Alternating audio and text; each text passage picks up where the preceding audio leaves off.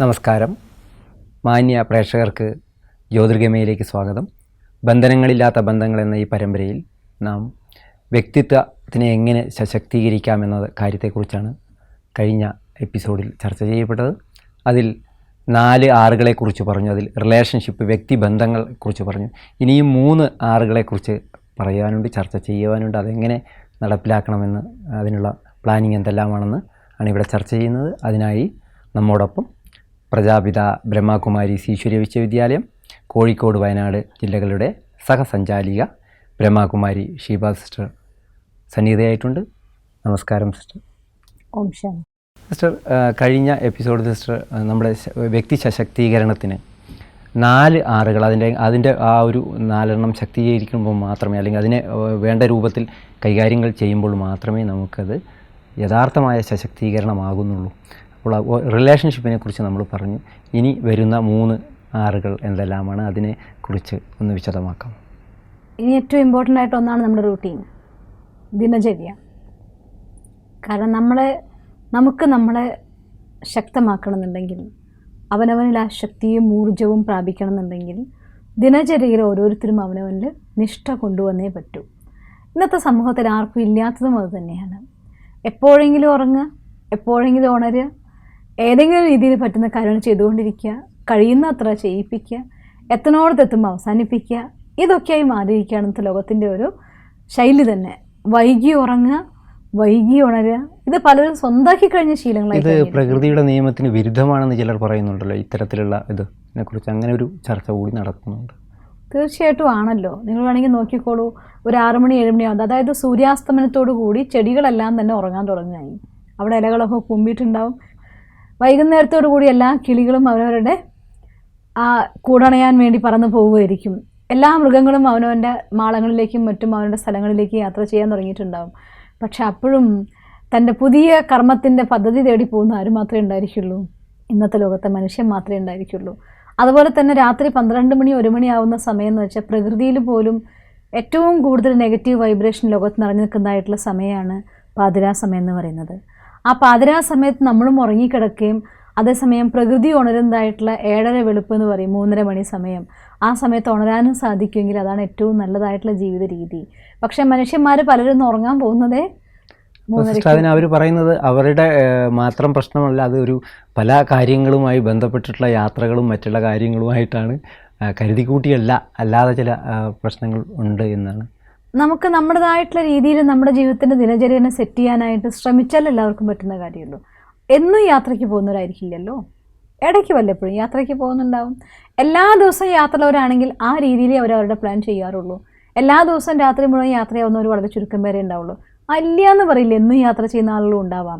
പക്ഷേ എങ്കിൽ പോലും അവർക്ക് എത്തേണ്ട ഒരു ഡെസ്റ്റിനേഷൻ, എന്നും യാത്ര ചെയ്യുന്നവർക്ക് തീർച്ചയായിട്ടും രാത്രികളിൽ എവിടെയെങ്കിലും തങ്ങുക അഥവാ എത്തിച്ചേരുക എന്നുള്ളതായിട്ടൊരു പ്ലാൻ ഉണ്ടാവാം. ഇല്ലെങ്കിൽ നിങ്ങളുടെ ജീവിതത്തിനനുസരിച്ച് നിങ്ങൾക്ക് ഉന്നതി വേണമെന്ന് ആഗ്രഹിക്കുന്നുണ്ടെങ്കിൽ അതിനനുസരിച്ച് ആ ഒരു 12 മണി സമയം മുന്നേ ഒരു 11 മണിക്കോ അല്ലെങ്കിൽ 10:30 11 മണിക്കോ ഉറങ്ങാനുള്ളതായിട്ടൊരു റൂട്ടീൻ ഉണ്ടാക്കുക എന്നുള്ളത് ഒരു മനുഷ്യനെ സംബന്ധിച്ച് അത്യാവശ്യമായിട്ടുള്ള കാര്യമാണ്. 11 മണിക്ക് ശേഷം അഥവാ നിങ്ങൾക്ക് മീറ്റിങ്ങിൽ അറ്റൻഡ് ചെയ്യേണ്ടതായിട്ടുള്ളൊരു അവസ്ഥ വരികയാണെന്ന് വിചാരിക്കൂ. എങ്കിൽ ആ മീറ്റിങ്ങുകൾ നിങ്ങളുടെ കൺട്രോളിലാണെങ്കിൽ ആ മീറ്റിങ്ങുകൾ കുറച്ച് നേരത്തെ ആക്കുന്നതായിരിക്കും ഉചിതം. അല്ലെങ്കിൽ നിങ്ങൾ നിരന്തരമായിട്ട് നിങ്ങളുടെ മനസ്സിലൊരു തോട്ട് ക്രിയേറ്റ് ചെയ്യൂ, എനിക്ക് എൻ്റെ ലൈഫ് സ്റ്റൈലിനെ ഈ രീതിയിലേക്ക് സെറ്റ് ചെയ്യണം, ആ രീതിയിലായിട്ട് എത്തിച്ചേർന്നേ പറ്റൂ എന്ന് നിങ്ങൾ നിരന്തരമായിട്ട് തോട്ട് ക്രിയേറ്റ് ചെയ്യുകയാണെങ്കിൽ ഉറപ്പാണ്, പറയാറില്ലേ S you think so you become എന്ന്. നിങ്ങളുടെ മനസ്സിന് ശക്തമായി വരുന്നതായിട്ടുള്ള അത്തരം ചിന്താധാര കുറച്ച് സമയം കഴിയുമ്പോൾ ആ ഒരു സെറ്റിങ്ങിന് വേണ്ടതായിട്ടുള്ള നൈറ്റ് ഡ്യൂട്ടി എടുക്കുന്ന നൈറ്റ് ഷിഫ്റ്റ് ഉള്ളവരൊക്കെ ചെയ്തിട്ടുള്ള പോലെ, നൈറ്റ് ഷിഫ്റ്റ് ഉള്ളവരെ സംബന്ധിച്ചിടത്തോളം ഞാൻ പറയില്ല, എല്ലാ സമയത്തും നൈറ്റ് ഷിഫ്റ്റ് ആവാറില്ലല്ലോ. എല്ലാ രാത്രികളിലും പണിയെടുക്കുന്ന ആൾക്കാർ വളരെ ചുരുക്കേ ഉണ്ടാവാറുള്ളൂ. അതേസമയം ഹോസ്പിറ്റൽ ഡ്യൂട്ടി ചെയ്യുന്നവരാണെങ്കിൽ അവർക്ക് മാസത്തിൽ ഇത്ര ദിവസങ്ങൾ നൈറ്റ് ഷിഫ്റ്റ് വരാറുണ്ട്, ബാക്കി ദിവസങ്ങൾ പകൽ തന്നെ അവർക്കും ജോലി വരാറ്. അപ്പോൾ അതുകൊണ്ട് നിങ്ങൾക്ക് അങ്ങനെ ഡ്യൂട്ടി ബേസ്ഡ് ആയിട്ട് അഥവാ രാത്രി കുറച്ച് പണിയെടുക്കേണ്ടി വരികയാണെങ്കിൽ ബാക്കിയുള്ള 3/4 ഭാഗം സമയവും നിങ്ങൾ പകലും 1/4 ഭാഗം സമയമേ ഷിഫ്റ്റ് പ്രമാണിച്ച് പോകുന്നവർ പോകാറുള്ളൂ. ബാക്കി അധികം ആൾക്കാരും വൈകി ഉറങ്ങുന്നത് എന്താണെന്ന് നോക്കിക്കഴിഞ്ഞാൽ അവരുടെ തന്നെ ജീവിതത്തിൽ കാര്യങ്ങൾ ശീലമാക്കി കളയുകയാണ്. ഒരു ഭായിനോട് കഴിഞ്ഞ ദിവസം പറഞ്ഞിരുന്നു, ഞാൻ പറഞ്ഞു കുറച്ച് നേരത്തെ ഉറങ്ങി നേരത്തെ ഉണേണ്ട കാര്യം പറഞ്ഞപ്പോൾ സിസ്റ്ററെ 12 മണിയൊക്കെ ആകുമ്പോഴേക്കും ഉറക്കം വരുള്ളൂ, അതുകൊണ്ട് ഞാൻ എന്ത് ചെയ്യും, അതുവരെ എന്തെങ്കിലുമൊക്കെ വായിച്ചിരുന്ന് സമയം കഴിക്കും, എന്നിട്ട് കിടന്നുറങ്ങും. അതുകൊണ്ടാണ് ഞാൻ വൈകി എണീക്കുന്നത്. ഉറക്കം വരില്ല കിടന്നാലെന്ന്.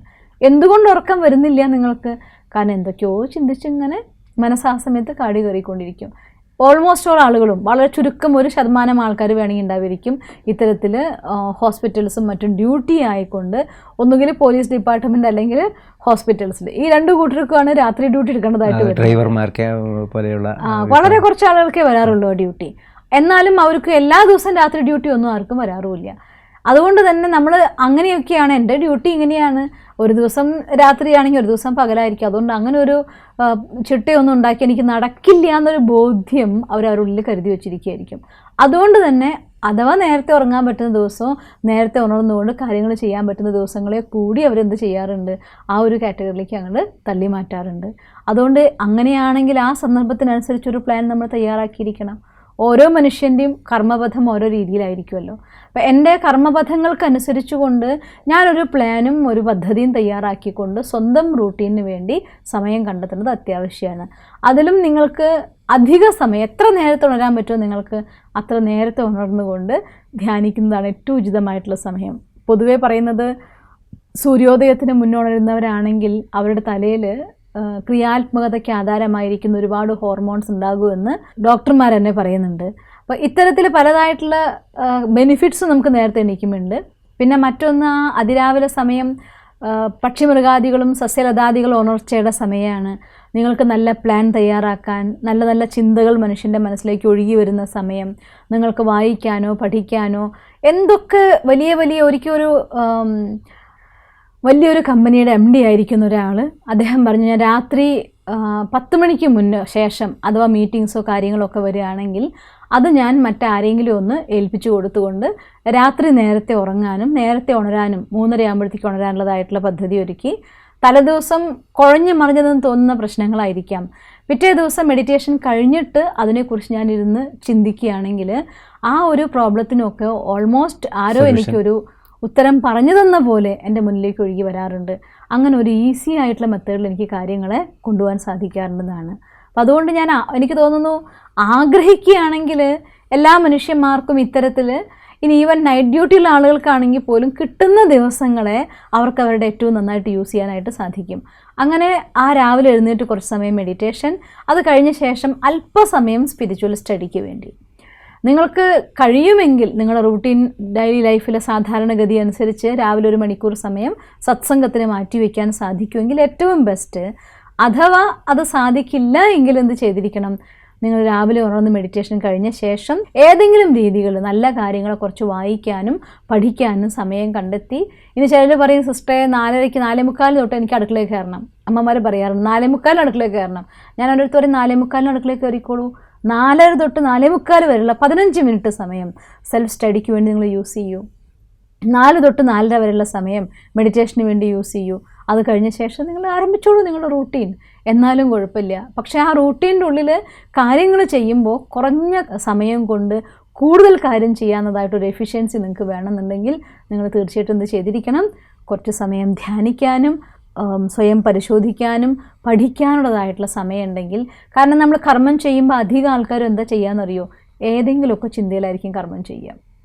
ഒരു പക്ഷേ മനസ്സും ബുദ്ധിയും സമർപ്പിച്ച് കർമ്മം ചെയ്യേണ്ടത് വളരെ കുറച്ച് കാര്യത്തിനേ വരാറുള്ളൂ. അധിക സമയത്ത് എന്തായിരിക്കും, അത് നമ്മൾ ചെയ്ത് ശീലമായിട്ടുള്ള പണികളായിരിക്കും പലതും. അപ്പം പണിയെടുക്കുന്ന സമയത്ത് കൈകൊണ്ട് പണിയെടുത്തുകൊണ്ടിരിക്കും, മനസ്സെന്തെങ്കിലുമൊക്കെ ചിന്തിച്ചു. അതുകൊണ്ട് ആ ഒരു ചിന്ത ഏതെങ്കിലും ഭാഗത്തേക്ക് പോകുന്ന ചിന്തയ്ക്ക് പകരം ആ സമയത്ത് നിങ്ങളുടെ ഉള്ളിൽ ഈശ്വരൻ്റെ സ്മൃതിയിലാണ് നിങ്ങൾ കർമ്മം ചെയ്യുന്നതെങ്കിൽ ആ കർമ്മത്തിൻ്റെ പേരാണ് കർമ്മയോഗ എന്ന് വിശേഷിപ്പിക്കുന്നത്. കർമ്മയോഗയെക്കുറിച്ച് കുറച്ചുകൂടി വ്യക്തമാക്കാം. സാധാരണഗതിയിൽ കർമ്മയോഗ എന്ന് പറയുന്നത് ലോകത്ത് മനുഷ്യന്മാർ വിചാരിച്ചു വച്ചിരിക്കുന്നത് കർമ്മം ചെയ്തുകൊണ്ടേയിരിക്കുന്നത് കർമ്മയോഗ എന്ന് വിശേഷിപ്പിക്കാറുണ്ട്. പക്ഷെ കർമ്മം ചെയ്തുകൊണ്ടേയിരിക്കുന്നത് കർമ്മയോഗയാണെങ്കിൽ കർമ്മയോഗത്തിൻ്റെ ഫലമായിട്ട് പറയുന്നത് അതീന്ദ്രിയ സുഖത്തിൻ്റെ അനുഭവമാണ്. പക്ഷേ ഇന്ന് ലോകത്തിൽ നമ്മൾ കാണുന്നത് എന്താണ്, ഇന്ദ്രിയങ്ങളോട് മനുഷ്യന്മാർ യുദ്ധം ചെയ്യുന്നതാണ്. രാവിലെ തൊട്ട് രാത്രി വരെ എന്ന് വെച്ചാൽ ജീവിതത്തിൻ്റെ രാവിലെ മുതൽ രാത്രി വരെ പണിയെടുക്കുന്നവരും ജീവിതത്തിൻ്റെ രാത്രി സമയമാകുമ്പോൾ അഥവാ സന്ധ്യാസമയമാകുമ്പോൾ ഇന്ദ്രിയങ്ങളുടെ സപ്പോർട്ട് കിട്ടാതെ അതിലൂടെ കാര്യങ്ങൾ ഗ്രഹിക്കാൻ പറ്റാതെ സമ്മർദ്ദവും ടെൻഷനും അനുഭവിക്കുന്ന അവസ്ഥ നമ്മൾ കാണുന്നത്. അതുകൊണ്ട് കർമ്മയോഗ എന്ന് വെച്ചാൽ കർമ്മം ചെയ്തുകൊണ്ടേയിരിക്കുന്നത് കർമ്മയോഗിയല്ല, കർമ്മ ആൻഡ് യോഗ കമ്പൈൻഡ്. അതിൻ്റെ പേരാണ് കർമ്മയോഗ എന്ന് വിശേഷിപ്പിക്കുന്നത്. അതായത് യോഗ എന്ന് വെച്ചാൽ അർത്ഥം ഈശ്വരൻ്റെ സ്മൃതി. ഭഗവാന്റെ ഓർമ്മയിലിരുന്നു കൊണ്ട് കർമ്മം ചെയ്യുമ്പോൾ അവിടെ അറ്റാച്ച്മെൻറ്റ് നമ്മളെ കുരുക്കാതിരിക്കുകയും ചെയ്യും. അങ്ങനെ നമ്മൾ കർമ്മത്തിൽ ഭഗവാന്റെ സ്മൃതി കൂടെ കൊണ്ടുവരുമ്പോൾ ആ കർമ്മയോഗത്തിലൂടെ കർമ്മം ചെയ്യുകയാണെങ്കിൽ നിങ്ങൾക്ക് അതിനുള്ള സപ്പോർട്ടാണ് രാവിലെ എഴുന്നേറ്റ് മെഡിറ്റേറ്റ് ചെയ്യുമ്പോഴും കുറച്ച് സമയം നിങ്ങൾ പഠിക്കുമ്പോഴും നിങ്ങൾക്ക് ലഭിക്കുന്നത്. ആ ഒരു തോട്ടിലൂടെ നമ്മൾ കർമ്മം ഞാനിത് ചെയ്യുമ്പോഴും ആ കാര്യങ്ങളെക്കുറിച്ച് ചേൺ ചെയ്യാൻ, അതിനെക്കുറിച്ച് ഡെപ്തിൽ മനസ്സിലാക്കാൻ, ആ ഈശ്വര സ്മൃതിയിലിരുന്ന് കർമ്മങ്ങൾ ചെയ്യുമ്പോൾ ആ ഒരു ഊർജം നിങ്ങളെ രാവിലെ മുതൽ രാത്രി വരെ ഒരു വർക്ക് ചെയ്യുന്നുണ്ടാവും. നിങ്ങൾ എല്ലാവരും ജോലി ചെയ്യുന്നുണ്ടാവും, പക്ഷെ നിങ്ങളെ സംബന്ധിച്ചിടത്തോളം വർക്കൊരു വർഷിപ്പാക്കി മാറ്റാൻ നിങ്ങൾക്ക് സാധിക്കും. സാധാരണ ആളുകളെ സംബന്ധിച്ചിടത്തോളം ജീവിതത്തിൽ അവസാനം ആ ഒരു ദിവസത്തിൻ്റെ വൈകുന്നേരം ആകുമ്പോഴത്തേക്കൊക്കെ ഒരു വർക്കൊരു വാർഷിപ്പ് ആവാറുണ്ട്. കാരണം തീരുന്നില്ലല്ലോ കാര്യങ്ങളതായിട്ടുള്ള ഫീലിംഗ്, അതുള്ള മടുപ്പ്, ക്ഷീണം, ഇതൊക്കെ വരും. പക്ഷേ ഇത്തരത്തിൽ ഈശ്വര സ്മൃതിയിൽ കർമ്മം ചെയ്യുന്നവരെ സംബന്ധിച്ചിടത്തോളം വർക്കൊരു വർഷിപ്പായിരിക്കും. കാരണം കാര്യം കഴിയുന്തോറും ഊർജം നിറയുന്ന ഒരു ഫീലിംഗ്. ഫിസിക്കലി ക്ഷീണിക്കില്ലെന്നല്ല പറഞ്ഞതിൻ്റെ അർത്ഥം, ഒരു പരിധി വരെ ആ ക്ഷീണവും കുറയും. കഴിയുമെങ്കിൽ സന്ധ്യാസമയം നിങ്ങൾക്ക് അഥവാ നിങ്ങൾക്ക് ഫ്രീ ആയി കിട്ടുമെങ്കിൽ ആ സമയത്ത് കൂടി കുറച്ച് സമയം നിങ്ങൾ മെഡിറ്റേറ്റ് ചെയ്യാൻ. സപ്പോസ് നിങ്ങളുടെ വീട്ടിലല്ല ഷോപ്പിലാണെന്ന് വിചാരിച്ചോളൂ, അതല്ല പുറത്തെവിടെയെങ്കിലും നിങ്ങൾ ഓഫീസിലോ മറ്റോ കാര്യങ്ങളാണെന്ന് വിചാരിക്കൂ.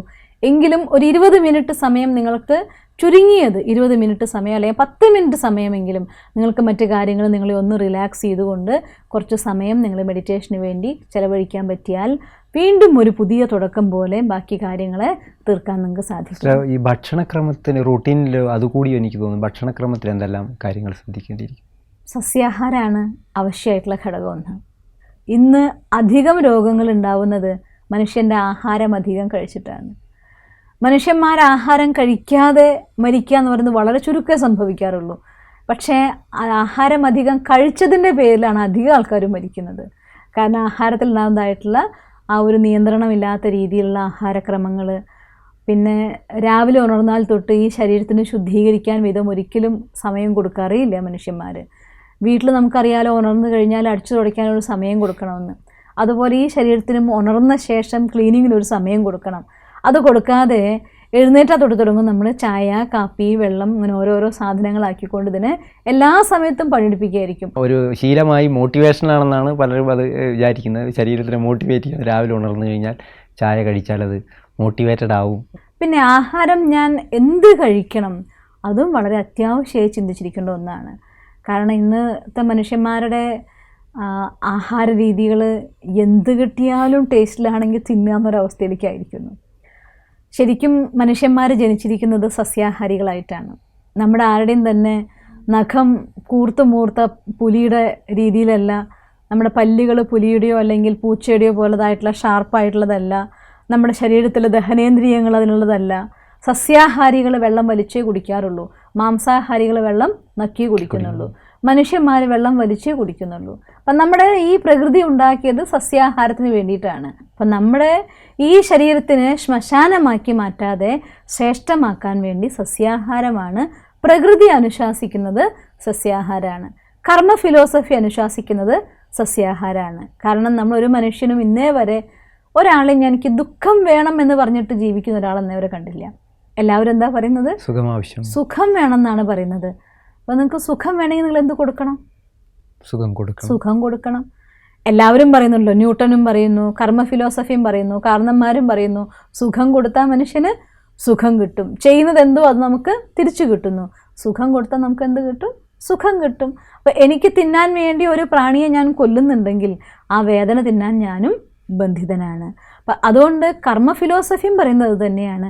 എല്ലാ ആംഗിൾ നോക്കുമ്പോഴും എല്ലാവരും നമ്മളോട് ആവശ്യപ്പെടുന്നത് ഒരിക്കലും ഒരു പ്രാണിയെ കൊന്നു തിന്നാനുള്ള അധികാരം നമുക്കില്ലെന്ന് തന്നെയാണ്.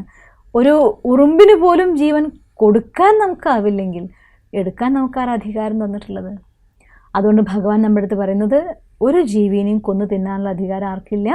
മനുഷ്യന്മാർക്കില്ല. അതുകൊണ്ട് നമ്മളെപ്പോഴും നമ്മുടെ കർമ്മത്തെ ശുദ്ധീകരിച്ചെങ്കിൽ മാത്രം തന്നെ അതിൻ്റെ ഭാഗമായിട്ട് നമ്മുടെ ഭാഗ്യം ലൈഫിൽ വന്ന് ഭവിക്കുള്ളൂ. അതിന് ചിലർ നൽകുന്ന നിർദ്ദേശം ഇങ്ങനെ ഈ കൂടുതൽ ആയി ഈ ഏതെങ്കിലും ഒരു ജന്തുവർഗം കൊന്നു തിന്നില്ലെങ്കിൽ ഇത് വർദ്ധിച്ച് പെരുകും എന്നെല്ലാം ചില അഭിപ്രായങ്ങളുണ്ട്. അതിനെക്കുറിച്ച് എന്നാലും ആദ്യം കൊന്നു തിന്നേണ്ടത് മനുഷ്യന്മാരെയല്ലേ? ഏറ്റവും കൂടുതൽ ജനപ്പെരുപ്പം ഇതിലാണ് വരുന്നത്? മൃഗങ്ങൾക്കാണോ നമ്പർ കൂടുന്ന മനുഷ്യന്മാർക്കോ? ഇല്ല, ജനസംഖ്യ കുറയ്ക്കാൻ വേണ്ടി എല്ലാവരും കഷ്ടപ്പെടുകയാണ്. എന്നാൽ പിന്നെ ആദ്യം നമ്മുടെ നേരെ വേണ്ടേ സ്വയം കത്തി ഉയർത്താനായിട്ട്? എന്തുകൊണ്ട് ചെയ്യുന്നില്ല? അപ്പോൾ സ്വന്തം നാവിൻ്റെ ടേസ്റ്റിനെ സംതൃപ്തിപ്പെടുത്താൻ വേണ്ടി എന്തൊക്കെ ന്യായം എടുക്കുന്നുണ്ടോ അത് വെറും ന്യായങ്ങളാണ്. അപ്പോൾ അതുകൊണ്ട് നമുക്ക് സ്വന്തം നാവിൻ്റെ ടേസ്റ്റിനെ അതിനെ സംതൃപ്തിപ്പെടുത്താൻ വേണ്ടി എന്ത് ന്യായവും പറയാമെന്നുള്ളതാണ് ഇപ്പോഴത്തെ ചില മനുഷ്യന്മാരുടെ വിചാരധാര. അതിൻ്റെ കൂട്ടം മാത്രമാണ് ഈ പറയുന്നതൊക്കെ. അതുകൊണ്ട് ഒരു പ്രാണിയും കൊന്നു തിന്നാനുള്ളതായിട്ടുള്ള അധികാരം ആർക്കില്ല? മനുഷ്യന്മാർക്കില്ല. അതുകൊണ്ട് സ്വന്തം ജീവിതശൈലിയിൽ സസ്യാഹാരത്തിലൂടെ ശുദ്ധമായ ആഹാരം, അതും ഈശ്വരൻ്റെ സ്മൃതിയിൽ ഉണ്ടാക്കിയ ആഹാരം, ഈശ്വരന് പ്രസാദമായിട്ട് തന്നവന് കൊടുത്തിട്ട് കഴിക്കുക, അതാണ് നന്ദി എന്ന് നമ്മൾ എപ്പോഴും പറയുമല്ലോ. അന്നം തന്നവനായ ഭഗവാന് ഈശ്വരന് അത് പ്രസാദമായിട്ട്, ഈശ്വരൻ വന്നെടുത്ത് കഴിക്കുകയൊന്നുമില്ല, എന്നാലും എൻ്റെ ഭാവനയിൽ ഈശ്വരൻ്റെ മുന്നിൽ സമർപ്പിച്ച് അത് ശുദ്ധമായിട്ടെങ്കിലും കലർത്തിയ ആഹാരമാണ് ഏറ്റവും ശ്രേഷ്ഠമായിട്ടുള്ള ആഹാരം. അത്തരത്തിൽ നിങ്ങളുടെ ആഹാരത്തിനെ ശുദ്ധീകരിക്കേണ്ടത് ആവശ്യമാണ്. ഒപ്പം തന്നെ രാത്രി ഉറങ്ങാൻ പോകും മുന്നേ, രാത്രി സമയം ഒരുപാട് ഇമ്പോർട്ടൻ്റ് ആയിട്ടുള്ള സമയമാണ്. നിങ്ങൾ ഉറങ്ങാൻ പോകുന്ന സമയത്ത് ഏത് സ്മൃതിയിൽ ഉറങ്ങുന്നോ ആ സ്മൃതി നിങ്ങളുടെ പിറ്റേ ദിവസമുള്ളതായിട്ട് തുടക്കത്തിനും കൂടെ കാരണമാണ്.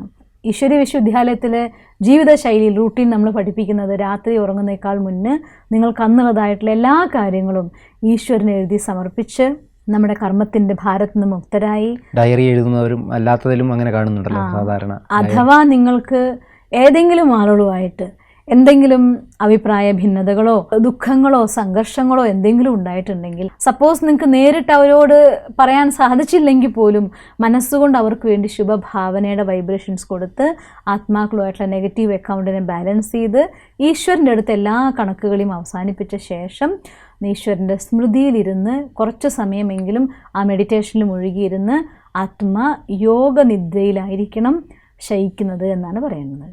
ആ രീതിയിൽ നിങ്ങൾ മനസ്സ് പൂർണ്ണമായിട്ട് കാം ആൻഡ് ക്വയറ്റ് ആയിട്ടാണ് ഉറങ്ങുന്നതെങ്കിൽ ഒരു 4-5 മാക്സിമം 6 മണിക്കൂർ വേണ്ടി വരില്ല. അതിനേക്കാൾ മുന്നേ 4-5 മണിക്കൂർ കഴിയുമ്പോൾ സ്വയമേവ നിങ്ങളുടെ കണ്ണ് തുറക്കും ഈശ്വര സ്മൃതിയോടുകൂടി.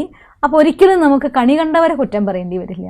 കാരണം നിങ്ങൾ അവസാന സമയം ഈശ്വരൻ്റെ സ്മൃതിയിലാണ് ഉറങ്ങുന്നതെങ്കിൽ വലിയൊരു പരാതിയാണല്ലോ, ഇന്ന് അയാളെ ഏതാണോ കണി കണ്ടത്. അതുകൊണ്ട് ഭഗവാൻ നമ്മുടെ അടുത്ത് പറയുന്നത് കണി കണ്ട ഒരാളെ നിങ്ങൾ കണി കാണണ്ട, കണി കാണുന്നത് ആരെ കണി കാണണം? ഈശ്വരനെ കണി കാണണം. ഈശ്വരനെ കണി കാണണമെന്നുണ്ടെങ്കിൽ നിങ്ങൾ ഉറങ്ങുമ്പോൾ ആരുടെ സ്മൃതിയിലായിരിക്കണം? ഈശ്വരൻ്റെ സ്മൃതിയിലായിരിക്കണം. ഇങ്ങനെ ഒരു റൂട്ടീനാണ് ഈശ്വരീയ വിശ്വവിദ്യാലയം എല്ലാ മനുഷ്യന്മാരുടെ അടുത്തും ലോകത്ത് ജീവിക്കാൻ വേണ്ടി ആവശ്യപ്പെടുന്നത്. ഈ റൂട്ടീനും ഈ രീതിയിൽ നമ്മൾ നമ്മുടെ മുന്നോട്ട് കൊണ്ടുപോവുകയാണെങ്കിൽ ഈ ഒരു ദിനചര്യയുടെ ഭാരം അതും നമ്മളെ സമ്മർദ്ദത്തിലാക്കാതെ അതിൽ നിന്നും സ്വതന്ത്രമായിക്കൊണ്ട് ഓരോ ദിവസവും നമുക്ക് ലൈഫിൽ ഓരോ നിധികളാക്കിക്കൊണ്ട് ഓരോ സമ്പാദ്യത്തിൻ്റെ ദിനങ്ങളാക്കിക്കൊണ്ട് മാറ്റാൻ നമുക്ക് സാധിക്കുന്നതായിരിക്കും. വ്യക്തികളെ സശക്തീകരിക്കുന്നതിന് നമുക്ക് 4 കാര്യങ്ങൾ അതിൽ ശ്രദ്ധിക്കേണ്ടതുണ്ടെന്ന്. അതിൽ 4 ആറുകളെക്കുറിച്ചാണ് സിസ്റ്റർ പറഞ്ഞത്. അതിൽ ആദ്യത്തെ 6 നമ്മൾ കഴിഞ്ഞ എപ്പിസോഡിലും രണ്ടാമത്തെ 6നെ കുറിച്ചാണ്. അതായത് റൂട്ടീൻ, നമ്മുടെ ദിനചര്യയിൽ നാം എന്തെല്ലാം കാര്യങ്ങൾ ശ്രദ്ധിക്കണം. അത് കുറച്ച് ശ്രദ്ധകൾ നൽകുമ്പോൾ നമുക്ക് എന്തെല്ലാം ലാഭമുണ്ടാകുന്നു, വളരെയധികം ലാഭമുണ്ടാകുന്നു. അതിന് വിശദമായ ഒരു പല കാര്യങ്ങളും നമുക്ക് നൽകി വിലപ്പെട്ട സമയം ഇതിനു വേണ്ടി ചെലവഴിച്ചതിന് 1000 നന്ദി. വ്യക്തിബന്ധങ്ങൾ സശക്തീകരിക്കുന്നതിന് 4 ആറുകളെ കുറിച്ചുള്ള ചർച്ചയാണ് കഴിഞ്ഞ എപ്പിസോഡുകളിൽ നടന്നത്. നമുക്ക് ദിനചര്യയിൽ നാം എന്തെല്ലാം ശ്രദ്ധിക്കണം, കുറച്ച് കാര്യങ്ങൾ ദിനചര്യയിൽ ശ്രദ്ധിക്കുമ്പോൾ നമുക്കുണ്ടാകുന്ന ലാഭങ്ങൾ എന്തെല്ലാമാണ്, അതാണ് വിശദമായി ചർച്ച ചെയ്യപ്പെട്ടത്. ഇനിയും 2 ആറുകളെക്കുറിച്ച് പറയാനുണ്ട്. അത് അടുത്ത എപ്പിസോഡിൽ നമുക്ക് കാണാൻ കഴിയും. അതിനായി എല്ലാ പ്രേക്ഷകർക്കും നന്ദി, നമസ്കാരം.